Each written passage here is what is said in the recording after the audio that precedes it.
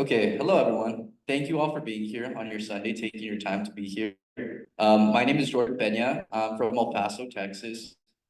Centro CSO. I'm one of the co-chairs for the Immigration Rapid Response team. A little bit about my immigration work. I started doing immigration work when I was in college. So I first went to various refugee centers. I also went to several immigration court trials and was able to see firsthand what asylums face on the judicial system. So yeah, just want to give you all a little brief bio about me, and I'll pass it over to Gabe. Let's give it up for Jordan. Hey everyone, thank you all for being here. Shout out to my mom.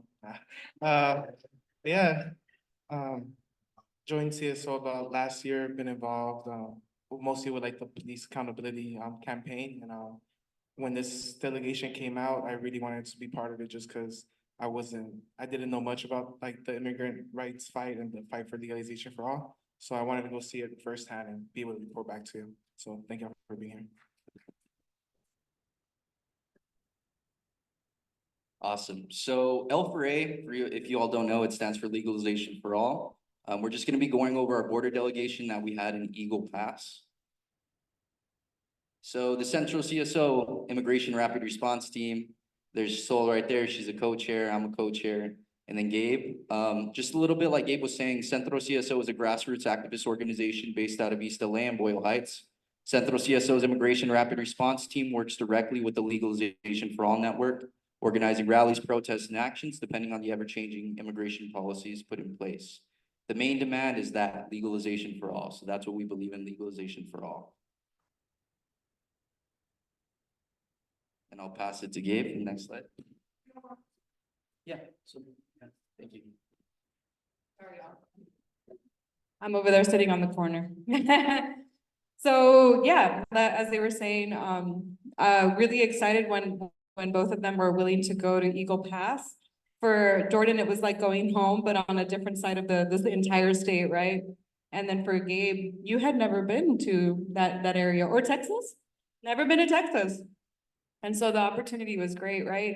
And for us in Legalization for All, we helped start it up in 2012. Carlos and I are two of the founding members nationally. And then the person who went with Jordan and Gabe named Brad Siegel. I think some of you all met him at the border delegation that we had here, or not the border delegation, but it was a border delegation last April. He was here with an organization called Minneapolis Immigrants' Rights Action Committee, based out of Minnesota. And he helped take some of these pictures that we're going to be showing today. But, you know, some of the stuff that we fight for in Legalization for All is obviously legalization for all, no border militarization and no wall, no guest worker program expansion, and repression at the border and in the workplace. And there's a few others that we added to this year, which includes, you know, no forced sterilization, and also, you know, many different types of ways that reproductive health is also held over people that they hold in detention centers. So we want to add to that too. And just like violence, right? But I'll pass it back to y'all.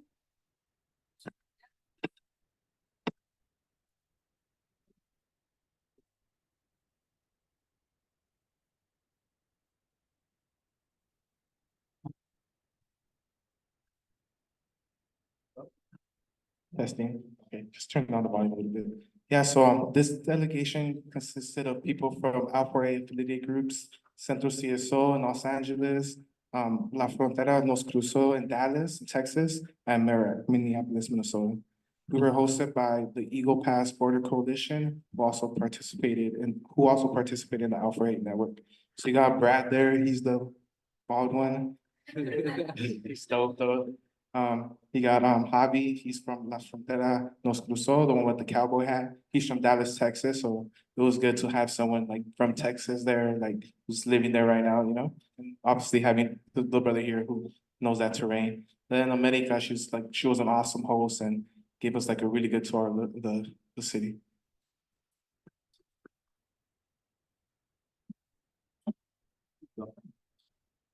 Yeah, so so Eagle Pass is located about 2 hours away from the nearest airport in San Antonio, Texas. We arrived at the San Antonio airport and met up with other fellow L4A members where we traveled together to Eagle Pass.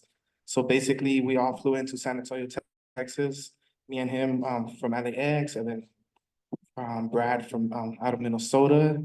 And then Javi drove from Dallas to San Antonio and picked us up at the airport. And then we all headed to Eagle Pass, which was like 2 hours from San Antonio airport.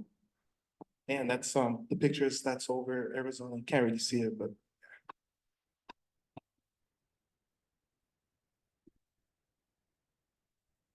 So while we were out there, we were able to host a youth leadership workshop. So a few of the students that they had, we had a few like high school students that attended and were trying to gain information on organizing. So Gabe and I hosted a presentation and taught them the importance of leading a strategic campaign. We helped them develop grassroots organizing skills so they could further develop their organizing. Most of them, they were looking to take the stuff and like things in school. They were looking to go into immigration work as well. So we were just out there trying to help out the youth, trying to see what they want to do and just trying to entice them to start organizing and getting involved with their communities, you know? You want to add anything? yeah, I just want to shout out Karina because she's the one that did that presentation for us. Yeah, she shared it with us. Yeah. Karina, it was a strategic campaign presentation, and it was we did it. We presented to the core of CSO, and then like a month after is when this delegation happened. So it was like perfect timing to show them that they really liked it. They really it was really good to talk to like the local activists and organizers there, and a lot of them do know more about immigrant rights because that's what they fight for. So we were talking about like police accountability and the fight for like to protect public education and everything. So it was really cool. So it's Eagle Pass, so it's not a big city. So we had about like, let's be honest, we had like 4 people show up to the workshop for last minute. It was cool because it's all people that lived in the neighborhood and the community that were like new to organizing. They're affiliated with like the Eagle Pass Border Vigil and those people. But yeah, they're really cool people, and there's a couple of them in the picture. But yeah, it was really good to we sat one-on-one with them. We showed them a presentation, and then we sat one-on-one, and then we were able to talk to them about what we do, and they were able to talk to us about what they do. So it was really good. One of the main thing was that when we went down there, they wanted us to like not bore them to death. You know, they wanted us to teach them something that they could use. So I think we accomplished that.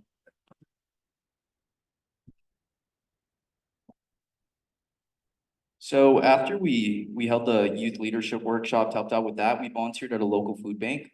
The food bank that we volunteered at, they directly give food to refugee centers in Mexico. So it was really cool because prior to it, we tried raising money, as much money as we could throughout each organization to give them money to get more food to give to the refugee center. Was being able to be there and see what they do directly. The 2 people that run the organization are the ones right there in the middle. The woman and the man right there in the middle, pink shirt, black shirt. They're really great people. What they're doing, you know, pretty much on the daily, they're trying to get as much food as they can get to give to the different shelters out there in Mexico. There's a lot of people, as we'll get to like the further videos and stuff, in these shelters, so the food goes very quickly. But it was really cool seeing what they're doing there. It's like a little church that they're doing it at. There's Gabe right there. He's stocking up the food, you know, going hard with it. I don't know if Gabe wants to add anything. Yeah, so it's basically they're married, they're Baptist, I guess it's a pastor and his wife, and they live very humbly. They have like a small church and their kitchen's right here, and then they run the food bank out of their like office home. And they actually run the food bank in Eagle Pass, and they told me that that one is specifically for people who are like live in Eagle Pass, but they also like stock shelters right across the border. But yeah, you know, great people on their, one thing that stood with me on their sign, it says God's, what is it? God's work, our hands. You know, they really believe in like getting involved. So I thought it was cool. So we went out there, we all stocked the food bank, and we didn't go empty-handed. You know, we all raised money, Merak, La Frontera, so Centro CSO, L4A, we all raised money, and we were able to give them like over $940, and we handed them, yeah, shout out to y'all, all y'all donated. Gave it directly to this guy and his wife, and they're like, they've never gotten anything like that. They've gotten grants before where it was like $500, and they were like ecstatic. And then they were telling us too, like, oh, do you have like like for nonprofits and stuff? And we're like, we're not a nonprofit, like we don't have any like tax stuff, like don't worry about it, you know, we're just happy we could help. Yeah.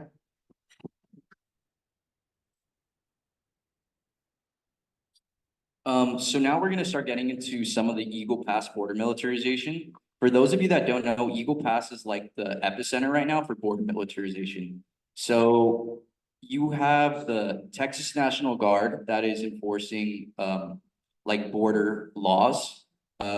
You also have like the Border Patrol that are enforcing border laws. You have sheriffs from different various places.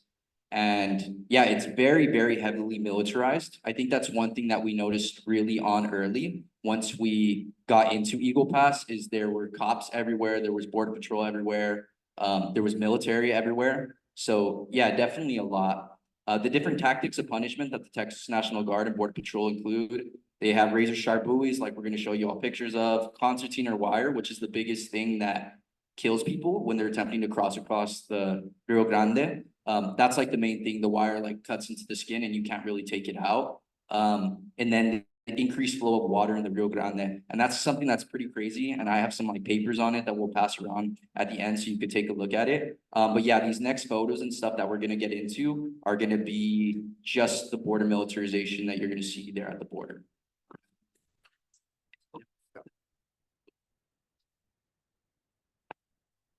Yeah, so this is Shelby Park. It's like a park in Eagle Pass, Texas.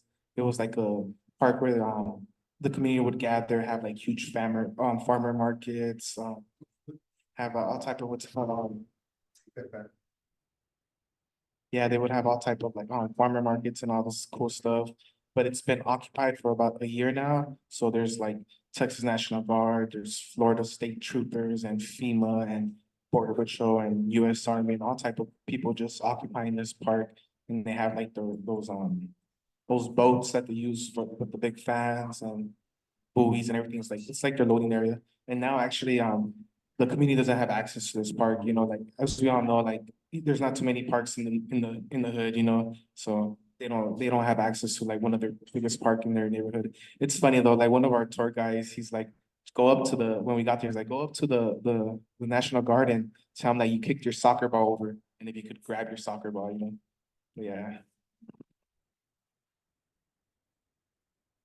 Yeah, so these are just various pictures. Got this picture of Gabe right here. Like Gabe was saying, it's just heavily militarized here at this park. It's very unfortunate because in the years prior to the heavy border militarization, this park was very open and very beautiful because it's right there on the river, you know? So people would even like cross back and forth and all like hang out at that park. It was somewhere where like people would get together, but now it's fully militarized. You could even see like in the back, they have like the buoys there. They have just everything that they're attempting to militarize the border.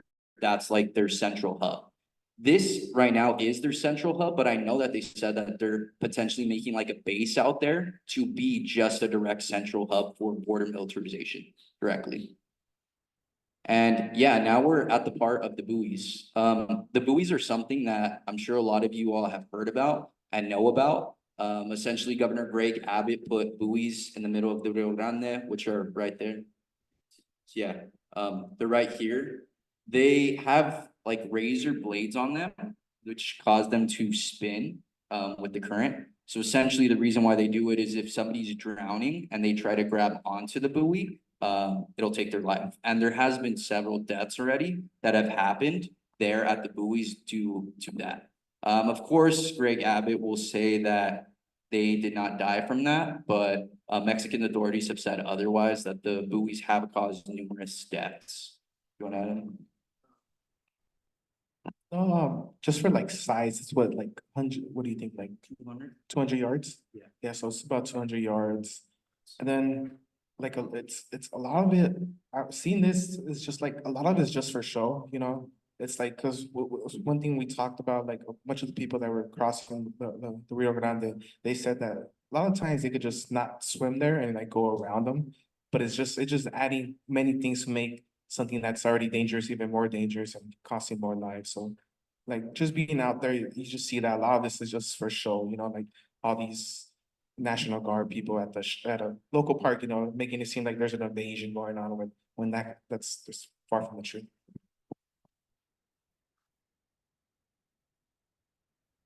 Yeah, so these are just more pictures we'll show you all, more pictures of the buoys right here.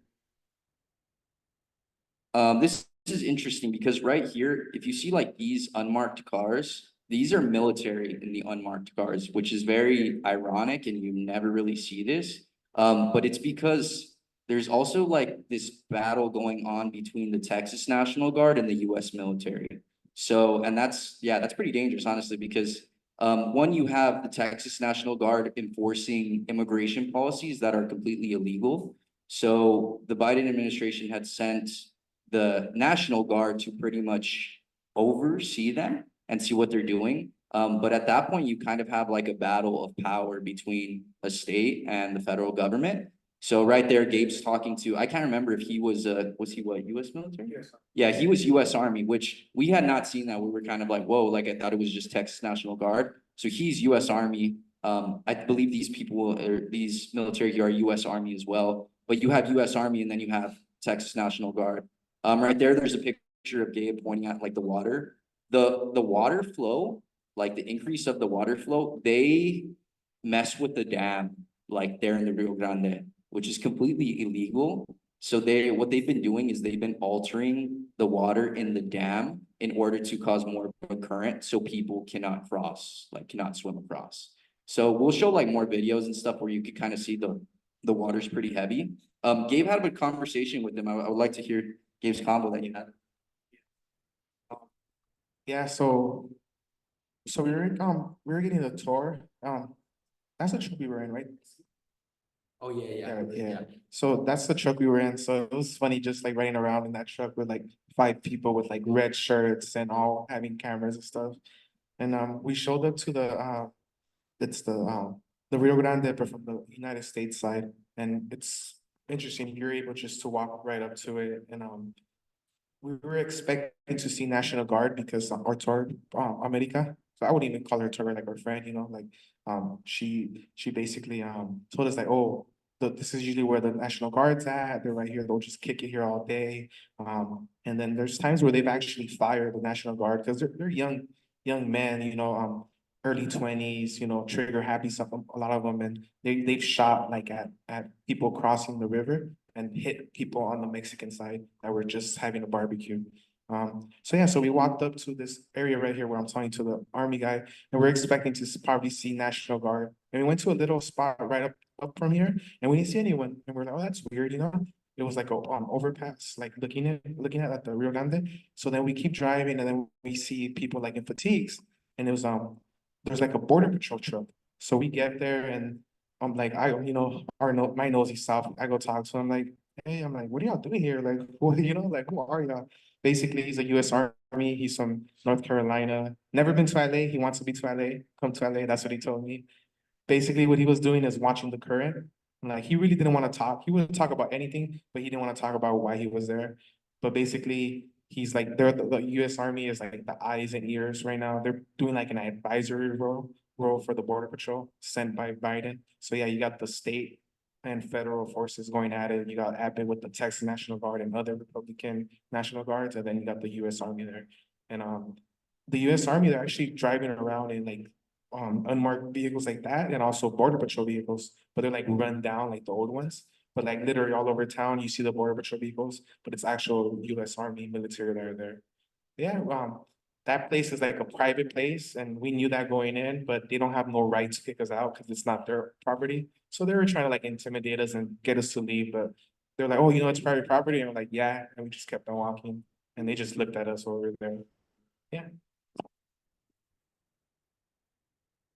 Yeah, it's just on more of the buoys. So this is like 4 or 5 different places that we went around the border. So it's like the concentrated wire, that's on one side, and then you have the Shelby Park, and then you have like the Rio Grande part where we were able to go like actually get close to it. Because on the other parts, you're not like where Shelby Park is, you're not able to get close to the water at all. Maybe I could add something too. So basically, where the buoys are, it's like private property. It's like a pecan farm. And actually the owner of that farm, like him and his wife, like campaigned the governor for like years to do something about people that were like crossing the border there. So that's when so he literally invited the National Guard into Eagle Pass, and they set up there. But funny enough is that when the National Guard came, they literally eroded his whole bank from where his farm is, because I guess his farm is right by the water and he's able to get water from there, but they eroded the whole bank to make it harder for people to cross and more dangerous. And they eroded the bank, they cut off access to him, so now he's not even on his farm. So now him and his wife are actually fighting for them to get off his property, which is crazy because he's the one who literally invited them. You can talk about this, Yeah. And all over, there's huge surveillance towers and like these big poles and what is it, like ultra heat sensing technology, all type of things. Everything you could think of, they have it, and it's a lot of it's the US Army. So it's like all these different forces that are work there. And one thing we talked about, like the huge amount of police, and I counted about like 10 different police departments. And so we had like Maverick County Sheriffs, we had Eagle Pass Police Department, we had state troopers from out of state, we had Florida, Tennessee, I think, all type of different ones. So yeah, just a huge amount of police there. And they're just like literally just going around playing over Chicanos, playing over everyone, and just hassling them for everything. America, literally the day we went in, she was pulled over for like tinted windows, I think, something random. And then when we went to go meet up with her, we saw another person get pulled over for something pretty small as well. Yeah. It's another picture with Gabe rocking the shirt, If you all kind of look, there's like, in this past slide, there's a lot of clothes that you'll see. And these were just like various parts. So these were on the buoys, yes, but this was a completely different part of the Rio Grande, where you see just like clothes that people will take off and switch once they cross the water because their clothes are wet and stuff. It's just very eye-opening too. You see a lot of kids' clothes, which is a big thing. Of course, you always see the like media attention saying which people are crossing, but there's like various kids' clothes like in this. So yeah, that's just something that I wanted to point out. And then I'm gonna show you all some videos really quickly, just a few videos that we have.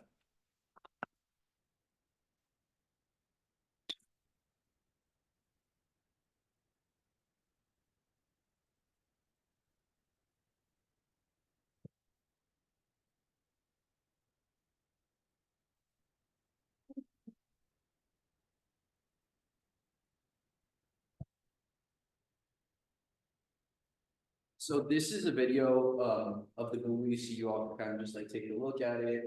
The Constantine wire there. They also have like barbed wire there on the bank. And like Gabe was saying, the banks that they have there, they've essentially tried to remove the banks so people cannot access land and stand. So if there's no bank, then you can't access land and stand. You're pretty much just in water. So they do that to promote people to drown, So I'll just play that one more time so you all can see it.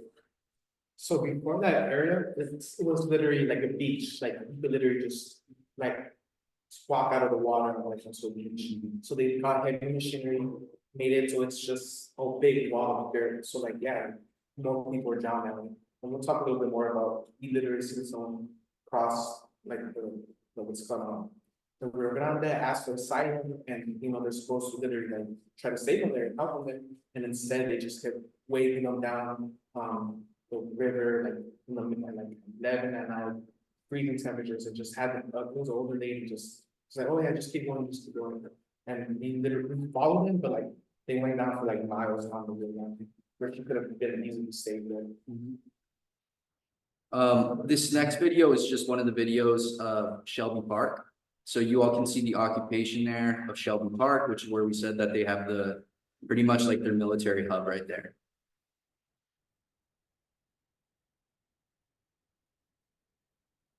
Yeah, and I spoke to one of the Texas National Guards there, and I asked them, I was like, so did you ever think like joining the National Guard that you would be out here enforcing like border militarization? And his response is, hey, I'm just following orders. So a lot of times all of these things are completely illegal that they're doing.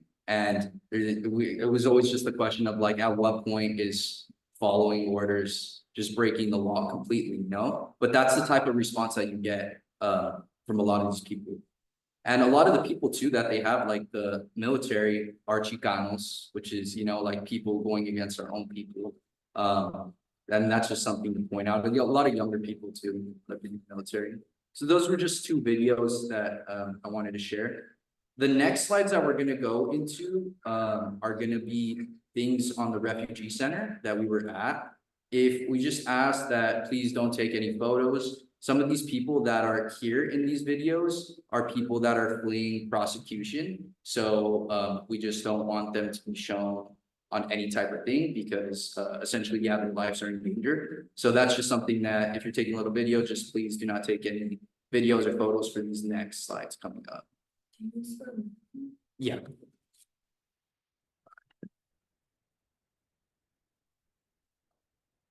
Yeah, so this is one of the first refugee centers shelters that we went to. This is literally right over. So basically, just so you get understanding, Eagle Pass is like a city of like 19,000. And honestly, when I found out we were going, I had to Google it because I'm like, man, it's gonna be a small town. It's probably like 5,000 people. I don't know, right?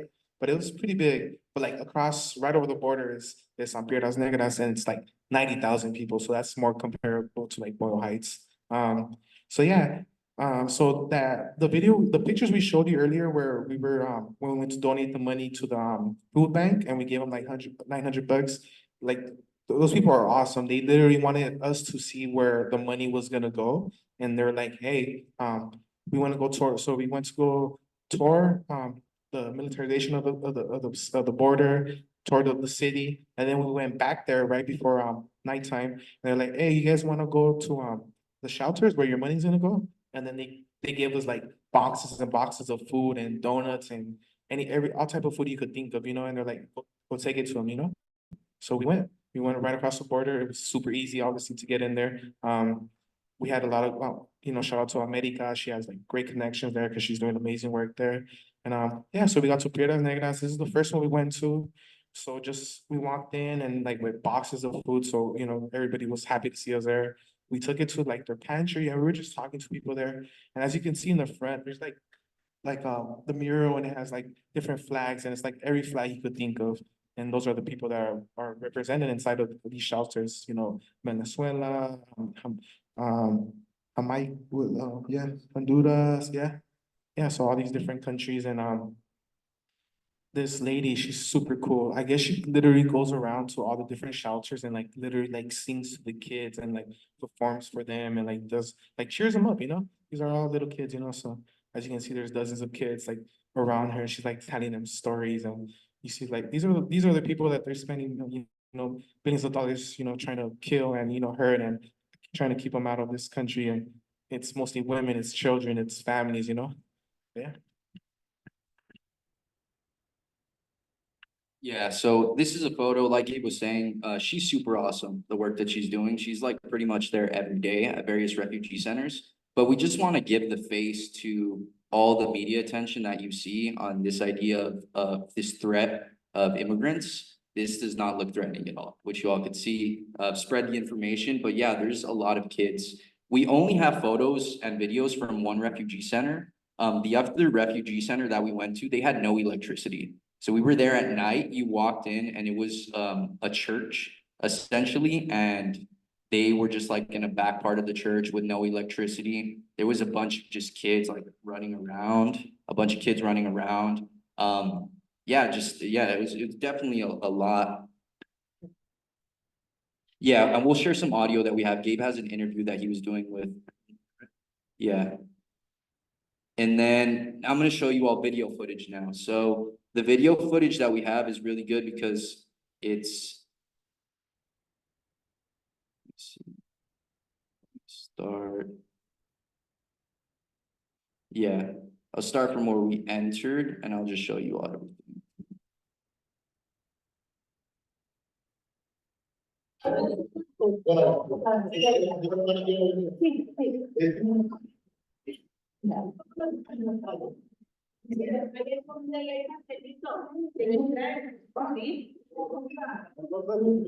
que lo tengan ahí a la hora de sí, ya. Yeah.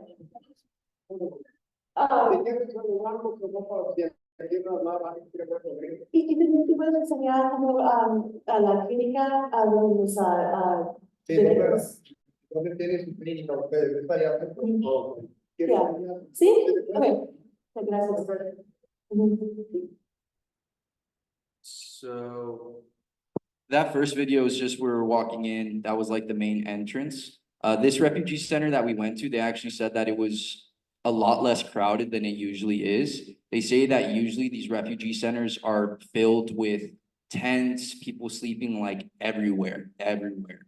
So to them, and we thought it was kind of like full there once you get to the back area, we're like, whoa, it's full. And they're like, no, this is nothing to where like it's been like full was before.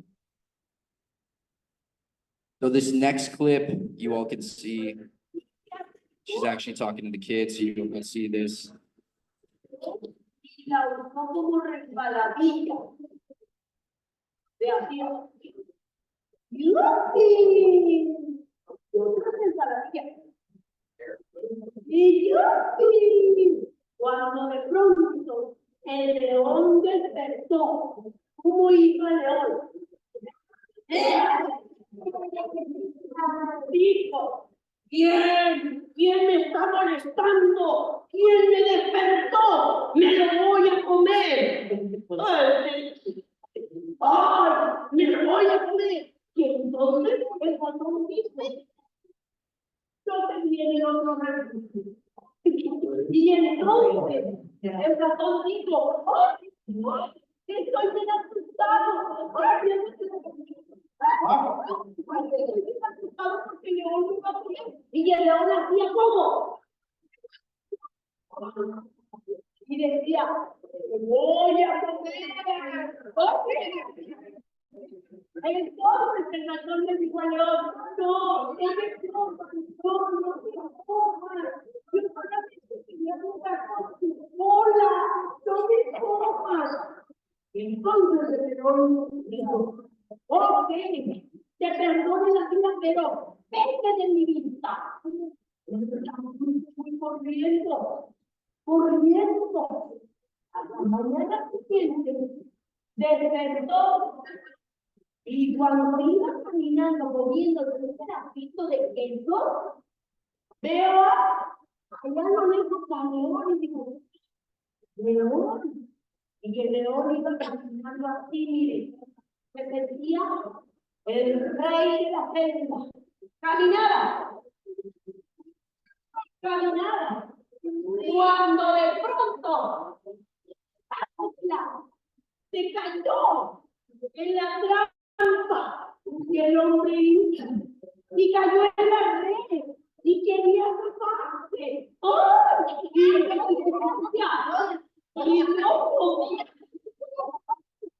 Y no podía.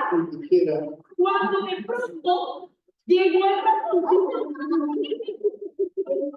Cuando de pronto llegó el ratoncito chiquitito, y le dijo al león, oye león, yo te voy a. Yeah, so she has a very big personality and the kids were loving it, honestly. They were really, really loving it. But this is just like a direct perspective and a first-hand like view of what these refugee centers look like. So, you know, like there's so much media attention, like Gabe was saying, there's billions of dollars being spent on border militarization to keep out what you're seeing right here.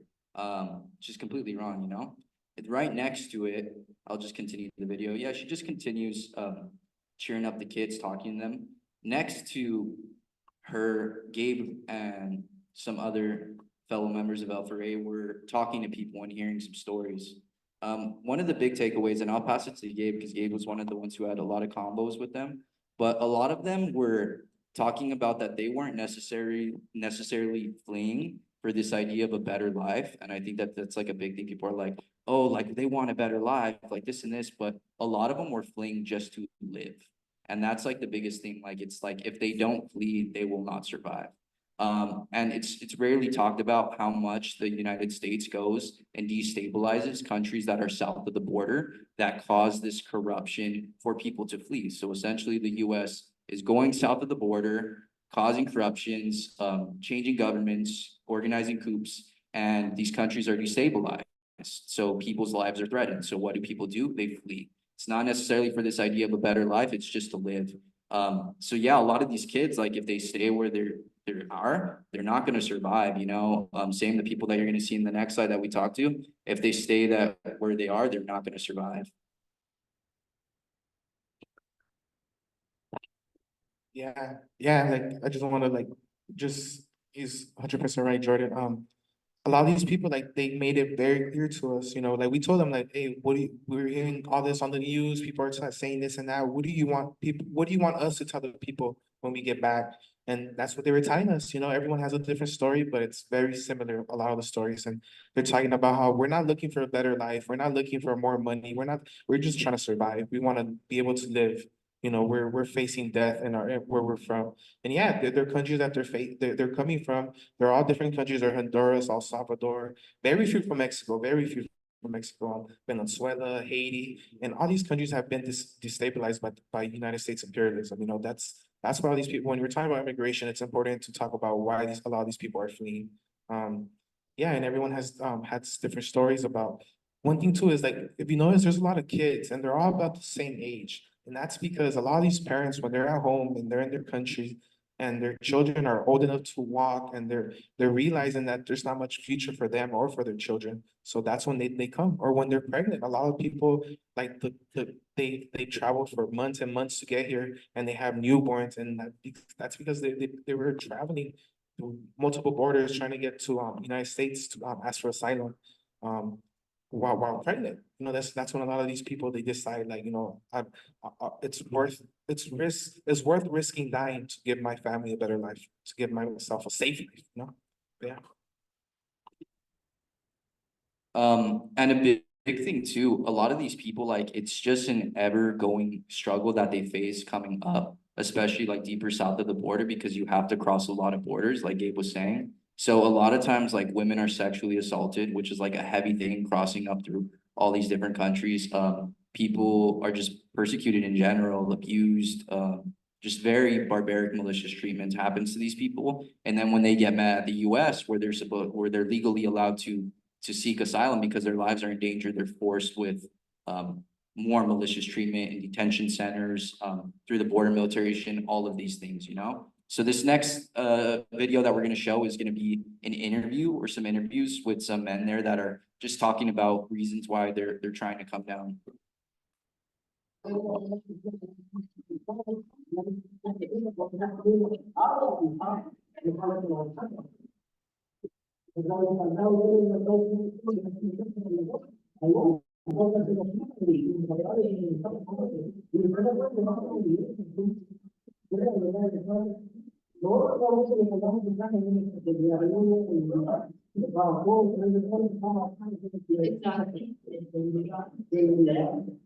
No por la familia de uno, uno estaba en su país para seguir durante la vida. Luego se tiene el mundo europeo y de la casa que también tiene el mundo algo que viene a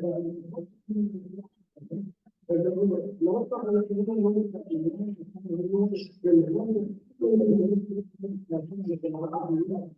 porque lo que nosotros vivimos en la realidad debe estar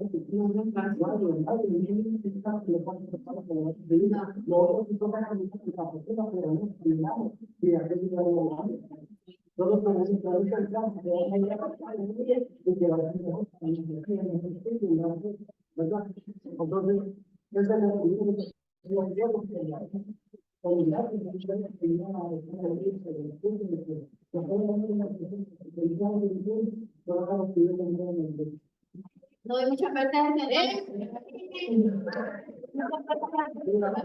porque pues más o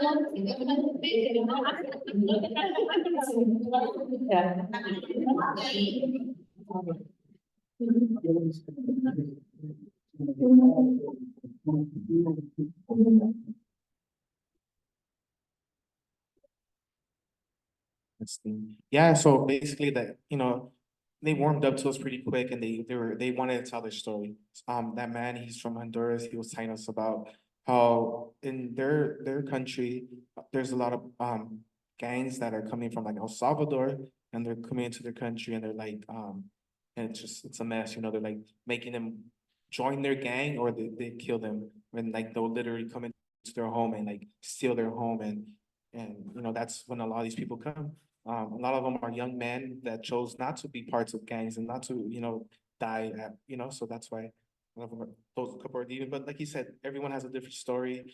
A lot of the women, like Jordan was saying, like a lot of these women, they've been sexually assaulted while they've been trying to come here. They're crossing different borders.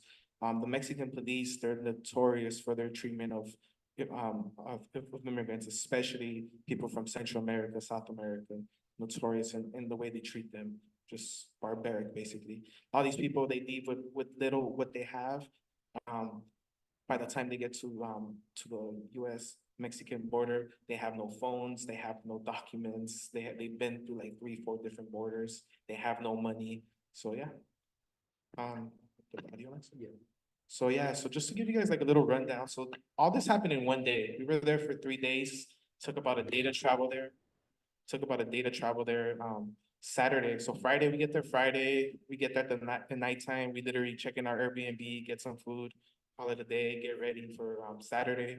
Saturday, we wake up early. Again, that's another thing. I guess in Texas, every meeting, everything you do is around food. So we ate so much food. Yeah. So basically we woke up, had breakfast, we went to the youth workshop, had the youth workshop, was there for hours. After that, we're gonna have some amazing brisket with America and Jesse, and we were just right there talking to different people. After that, we went to the food bank, volunteered there, toured the city of Eagle Pass. We got to see the cemetery in Eagle Pass, and I have a picture, but I don't think we put in the slide, but it's basically the cemetery, and there was like a part where it's just dirt, and you could tell that the dirt was recently like ground, like it was digged up. And the reason that was because a bunch of immigrants that died crossing the border were buried there, and they were recently exhumed and sent to a university nearby. I want to say it's Texas Tech. Not near, but they sent it to that university to try to identify these people and then to try to give the family some type of closure. But yeah, so we did that. Then we toured the more militarization of the border. We were looking for like a base where they're gonna build an actual like National Guard base in Eagle Pass. And then we went back to the food bank, picked up food, did interviews with like Spectrum News, all these type of people. Then we went into the shelter. So this is the last shelter. This is in Mexico, the immigrant shelter. The first one, it was like families, it was kids, it was young men, it was all type of people, right? The next one is mostly just kids. It's so just to, like tell you, like we're tired. It's a long day, you know, we're not robots, so we were really tired. And then we're just walking into this like the shelter where like a lot of asylum seekers, mostly children. There's no electricity. They have no electricity, so we're just literally walking. Like we get there, you're gonna hear the audio.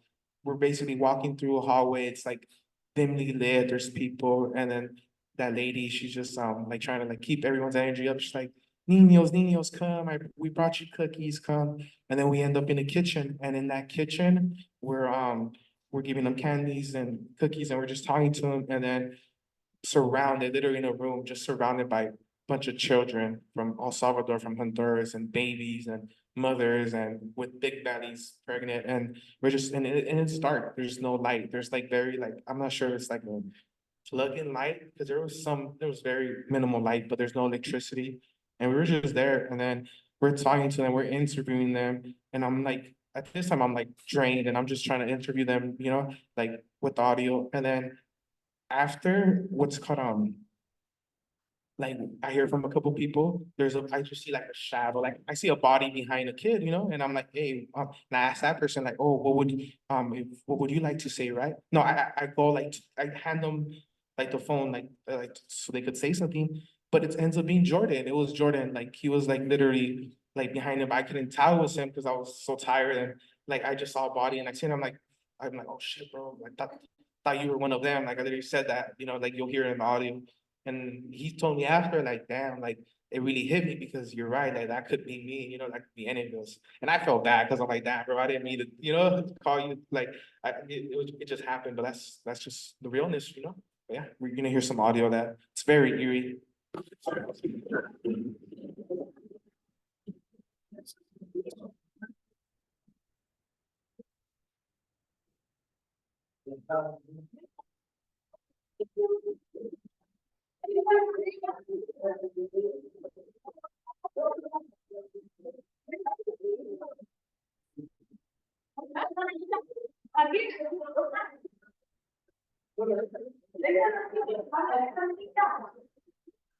Hola, hola.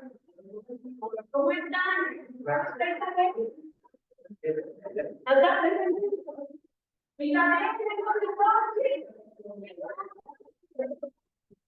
¿cómo están? Vengo de noche. ¿No tienes luz? No. Ay, qué bendito. Ándale, porque compone que te digo, mira, para mi coma. Venimos de noche porque estamos haciendo la diligencia. Donde come uno con un niño, encárgate de repartirles a los niños. ¿Por qué no tienes?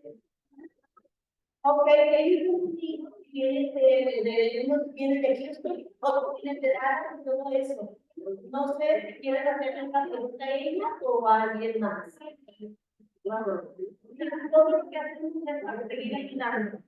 Sí, tú lo sabes. Entonces, felicidades. ¿Puedes dar una persona que le haga una pregunta? Que te la den. Venimos con las demás escolares y familias que están aquí y hablamos de gran ciudad.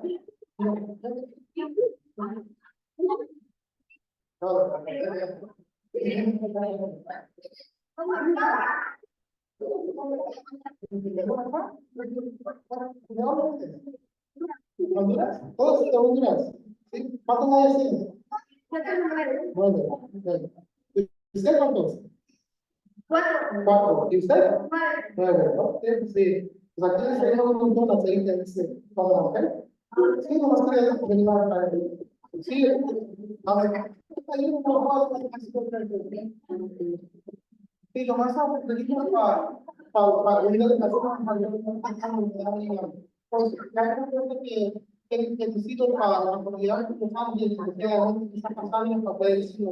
Si quiere decir algo de los que están aquí o que están verán lo que quieren, ¿verdad? Sí, no, si quiere usted. Con las mujeres todo bien, nosotros estamos esperando el día para Pero estamos buscando asylum, ¿verdad? Asylum, ¿verdad? Todo este me la cita. O que los mandaron para acá para esperar aquí. Okay. Honduras. Muchos de ustedes de Honduras, ¿verdad? Okay. Muchos de los inmigrantes son ahorita de Honduras y Venezuela. Es lo que se mira. Okay.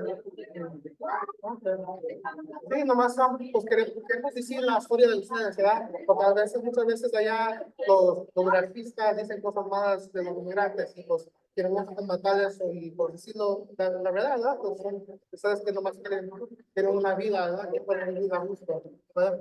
Pues sí, pues, gracias.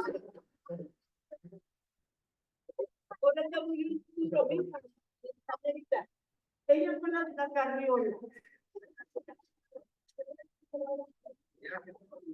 Llega a donde está quiere.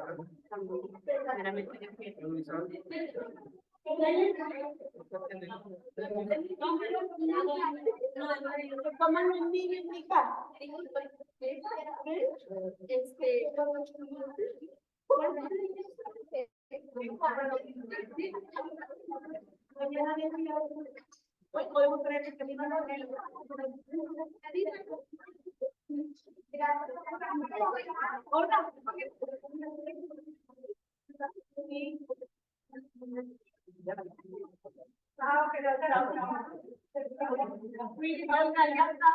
oración para todos. Incluyenos y que Dios esté con ustedes.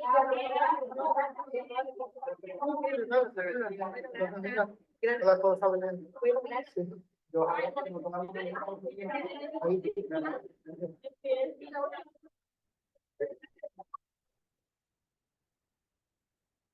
Oh, muchos de las fotos aquí son de Honduras. No, a ver, ¿De Salvador? Ah, ok. ¿De dónde? Haití. Haití, oh, wow, ok. Ah, fotos son de-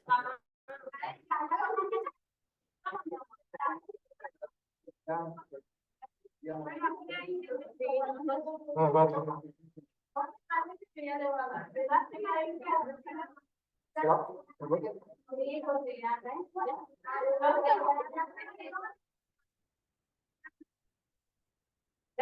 No, pues, sí, se cuidan. Bye, baby. ¿Cuántos meses? Yo creo, ¿no? Y un año. 4 meses. 4 meses. No. ¿A quiénes no se les dio? Ok. Buenas noches. Ya. Bye, baby. Mamá, hey, no.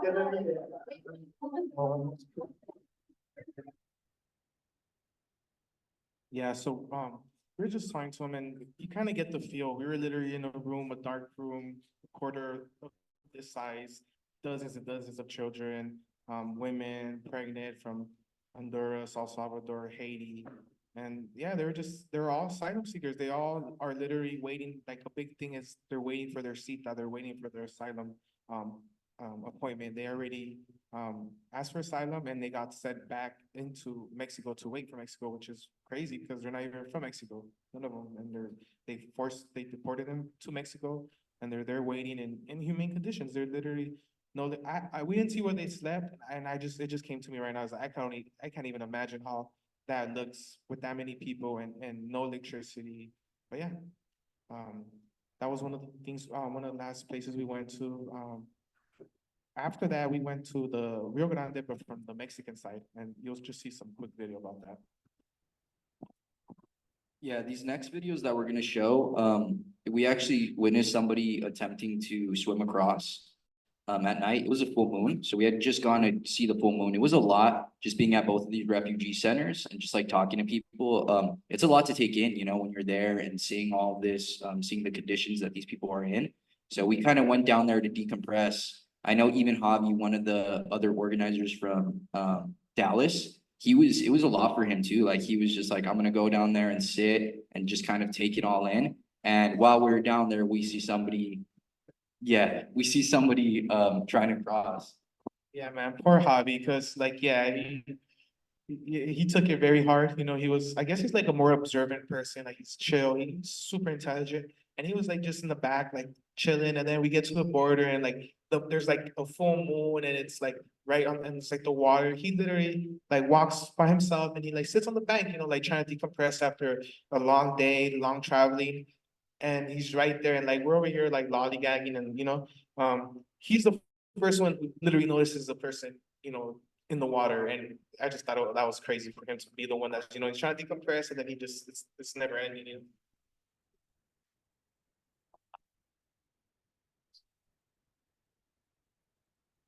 know?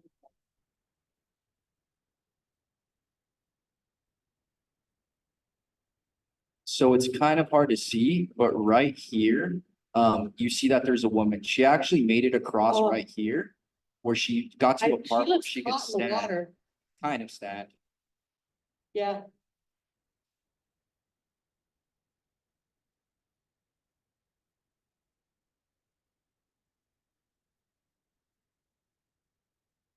And you could see the Texas National Guard, they already see her. They're up here, they got eyes on her, they're watching her.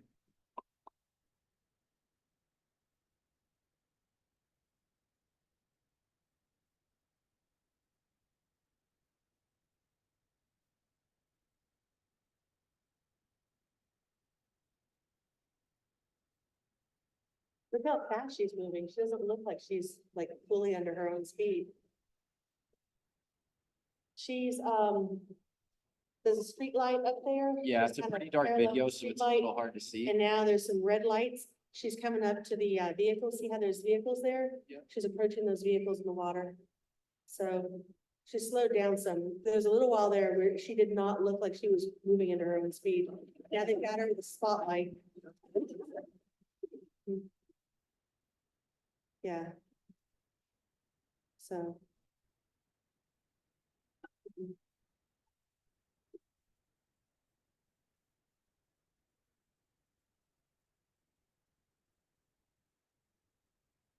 Oh my God, I can't see that well from here. Very blurry, but can I zoom in? Oh, God. So basically, the way the law works is if she Yeah. asks for asylum or she's asking for asylum, Sometimes it's actually they have to changed, literally rescue But her. I don't like, have it yet. give her asylum. That's literally the whole thing, you know? But they're having her just keep going down the water, like she's moving and yeah, like America said, she's not moving on her own like accord, like that's the water that's so strong, even though it looks like it's moving slow, the current is so strong that it's literally pushing her miles down the river. And you know, that's the Texas National Guard and US Army and Border Patrol, and they know that she's risking her life, you know, that she's to drown, hypothermia, and instead of offering any assistance, any help, they just keep telling her, keep going down the river, keep going down the river, you know, but yeah, it's disgusting, honestly, yeah. Idea what it is. So, but it is a woman, it's definitely a woman. Yeah. Yeah, and I believe right here, Oh, she's there and she's illegal standing. trees. So she hit a part where she could stand. She's right there, which is legally, she, at the very end right there, she's legally allowed to seek asylum and say like, I'm seeking asylum. A lot of these people, they don't know their rights, so they don't know that if they just sit there, that they'll have to apprehend them and take them in. So the Texas National Guard tells her like, no, you can't come here. You got to keep going down. So she ends up getting back in the water and the current just takes her down. We do not know what happened to the woman. The last thing we saw the Texas National Guard, which was following her, and then there came a point where Mexican authorities actually pulled up too, which is in like these next So. videos. The They're Mexican on authorities. the, Mexican side of the bridge, there is a train that's going across. And the municipal police are here on site because somebody's just been seen going across. And then we also, it's just passed, there is. You can see them up there in the vehicle with the weapons. This is in addition to the National Guardsmen that were here earlier. And there is one woman, at this point in time, there is one woman in the water. And we're all watching to see what happens with the one woman who's currently in the water.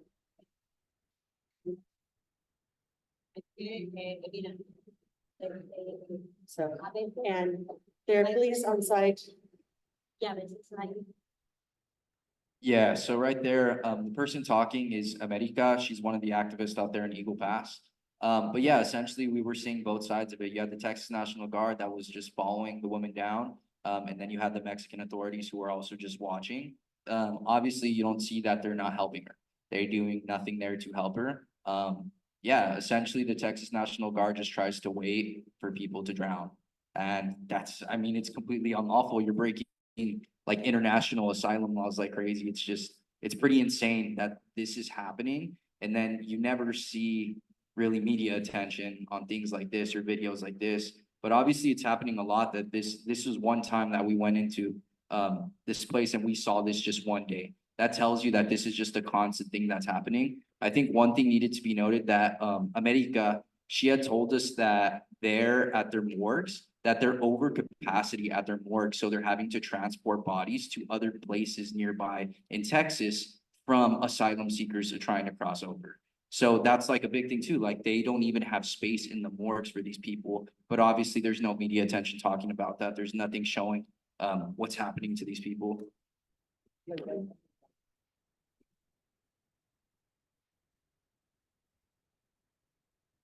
And this was like an earlier video, I believe, or the same video. It's the same.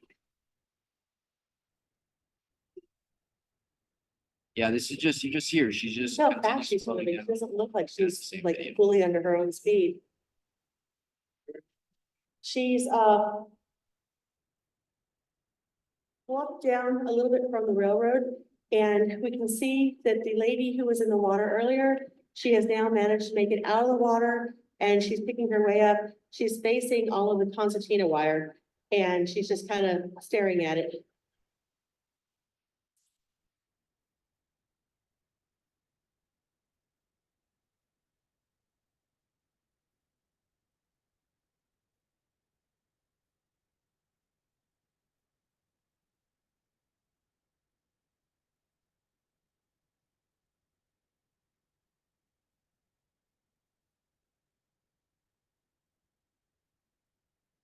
Yeah, when we saw this, we were like, this is best case scenario, you know, like she made it across the water, like she's there, well, best thing. And then after this, they tell her get back in the water, and that's when she continued to go down.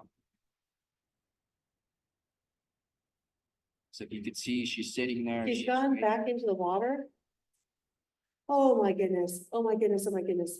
She's gone back into the water.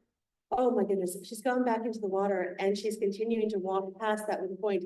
There were men in that truck. She spoke to them. You could see them talking to them. And she went back into the water and she's continuing on downriver. Oh my goodness. Oh my God.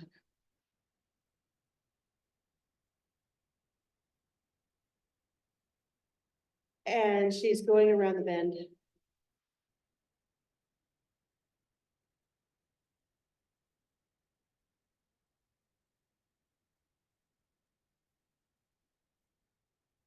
Yeah, and she got back into the water because they kept telling her, you can't come right here, you can't come right here, go back, you need to go further down, you need to go further down, which is just So I just such want a to show BS, you you know? that we have, a number of different emergency vehicles. This is an ambulance that's pulled up, here on the bank. Looks like behind it's possibly a fire truck that's there. And then also, we've got a number of different, personnel who are here on the bank monitoring the situation. This is on the Mexican side. Mexico has sent municipal police, National Guard had a patrol. They have an ambulance here. And the woman was on land. She was on dry land. And the men in that white truck spoke to her and she got back into the water and is continuing down. And we're hoping that they still have eyes on her, but we can't see her from where we are. And I'm just, oh my God.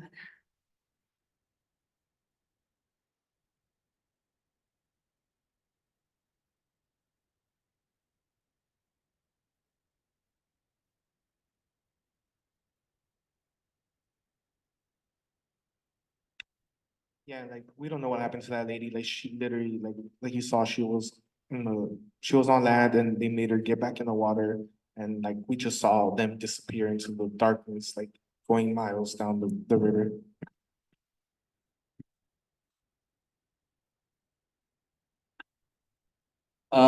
Yeah, so that was the day that we were out there in Mexico volunteering. It was a lot of things that we witnessed firsthand, just seeing everything. We want to open this next part right here for just any questions. If anybody has questions about any of this stuff, this would be like a good time to just ask any questions. I know it is a lot to take in, but it's important that we see this and spread this information and organize against this. Especially because, you know, the right-wing Republicans want to keep increasing border militarization. I mean, the Dems too continue to increase border militarization. So it's not something that's going to go away. If anything, it's something that could potentially get worse. So with that being said, it's important that we organize against this. You know, we have to fight against this. It's very important. So I'll leave it to any questions that anybody has. Yeah, I would just add to, we didn't take much pictures and videos, like we try to get an audio, like we try to do our best, but we were doing so much work there that we really weren't able to do much, like shout out to Brad and everyone else that took these amazing pictures and videos. But I encourage y'all, if y'all want to learn more, like for me, I didn't know much about the fight for like immigrant rights and for legalization for all. That's why I was so eager to get on this trip. And I know in the future, there's gonna probably be another one, another Eagle Pass delegation, and you know, definitely get involved with Centro CSO, get involved with Legalization For All network, find us on Instagram and come to the next delegation, go see it. You know, don't take our word for it, go see it with your own eyes, go investigate and make your own conclusions, you know? But yeah, if y'all have any questions, you know, now's the time. Thank you. Thank you for being here. Appreciate it. Yes.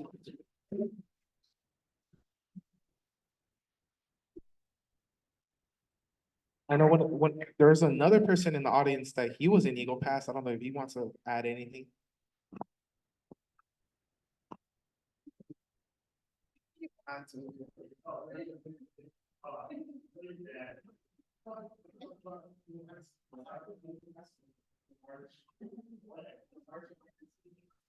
Oh, yes, so we are organizing a massive march on the opening day of the Republican National Convention, July 16th. You're all invited. You can still get your plane ticket. We had a great fundraiser last night to raise money.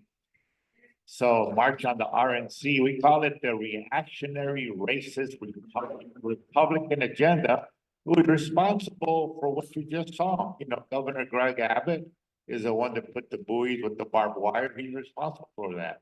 And the national leadership of the Republican Party, you know, what they call the Speaker of the House, Johnson from Louisiana, he sent a delegation to Eagle Pass, right? And also, as president, Trump has been to the border to whip up, you know, anger and racist hysteria, saying, you know, it's an invasion, you know, stop the immigrants, right? So Trump is promising massive deportation, massive raids, and opening up big detention centers.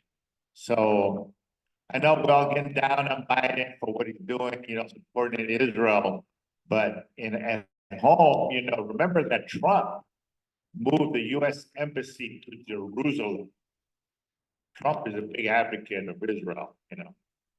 But at home, the Republicans are just, you know, attacking primarily, you know, immigrants from Latin America, Venezuela. We have Venezolanos here in Boyle Heights living in Proyecto Pastoral.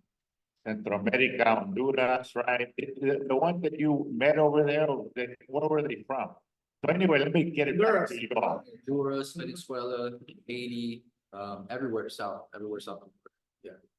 Yeah, so let's hear it for Gabe and Jordan. All right, awesome. Delegation all the way to Eagle Pass.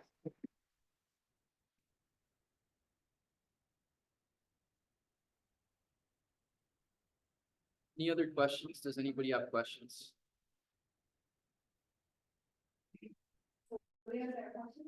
Yeah.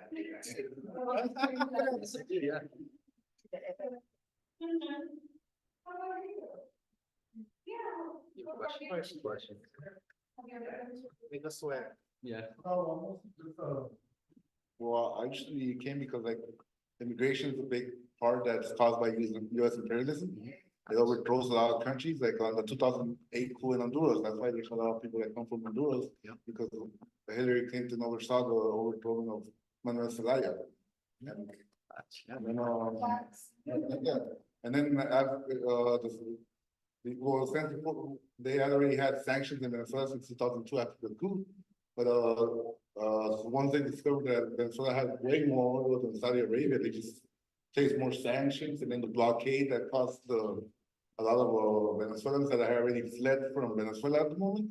They moved into a lot of South American countries, and since those countries are also under, some of them are under control of the US, like they don't have the resources to accommodate those migrants.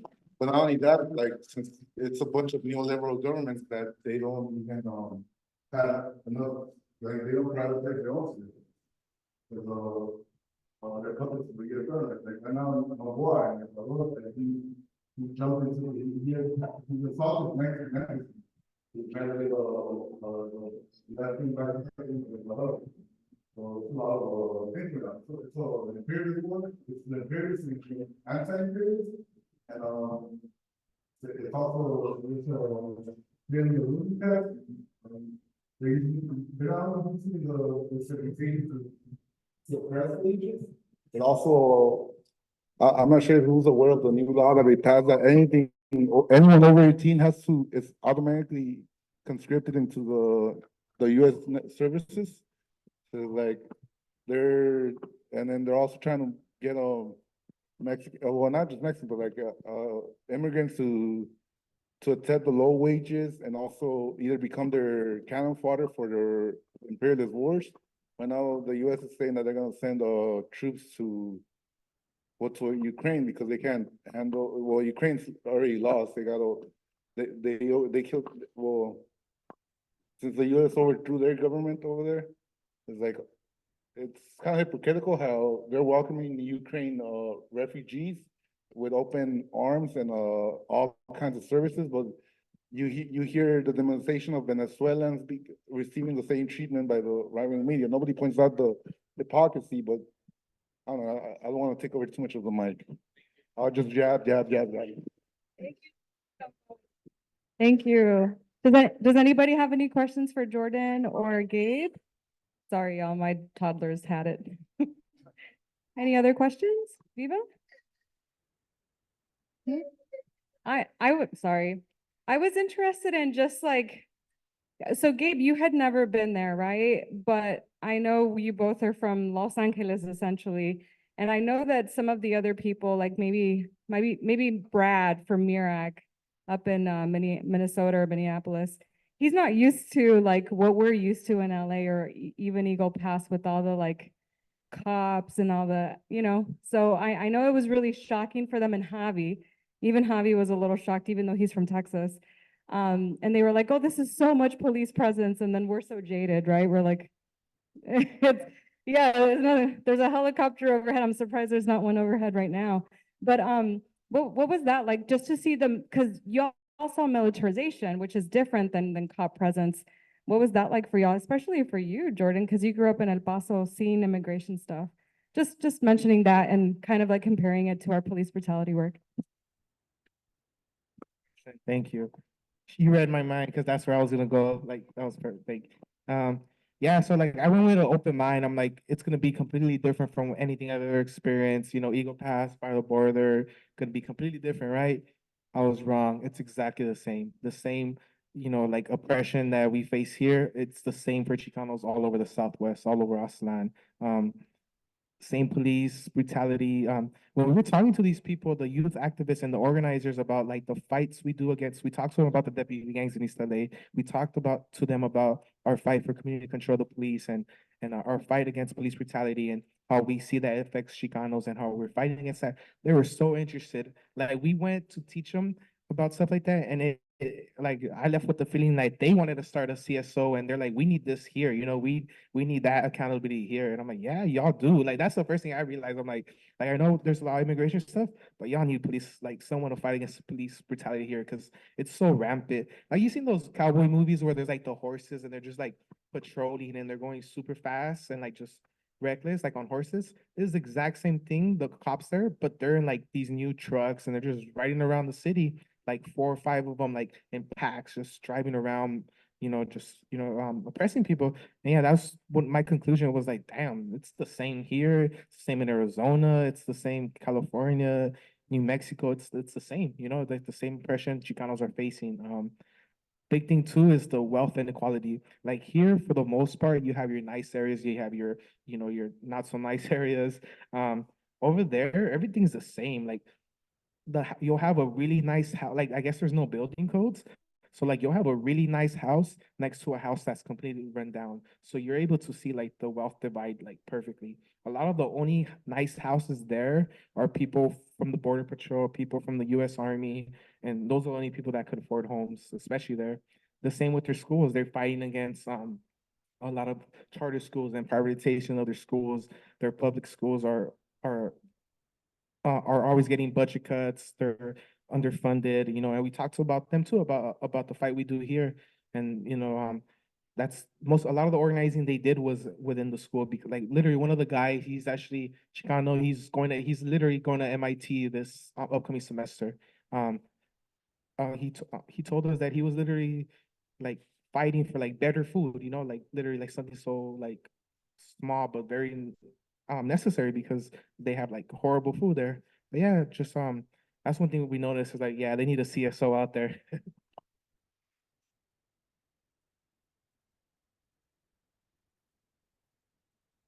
Any other last questions? No? Okay. I think we're gonna go ahead and wrap this up. We have a Know Your Rights slides that we're just gonna put in like one of our chats that we have. If you want to check it out and share it, it's great for people that do not necessarily have documentation here, so they could just know their rights. It includes things like if a officer shows up to your house, not talking to them, not looking, just a lot of different things, good information that another CSO member, Amanda, made. So we'll be sharing those to the CSO chats. But yeah, thank you all for being here and coming out. Thank you. I'll just say shout out Amanda for, shout out to like, you see us here, but there's so many, like shout out So, like she was like the whole time on our trip, she's making sure everything's running well. You know, all the other members, you know, Carlos, Lewis, everyone here said, everyone, you know, like you see us, but it's like all this is impossible without everyone, like all the work they do. So just shout out to the whole team, you know, shout out to everyone. Yeah, if you're not involved, get involved. Thank you. Thank you for coming.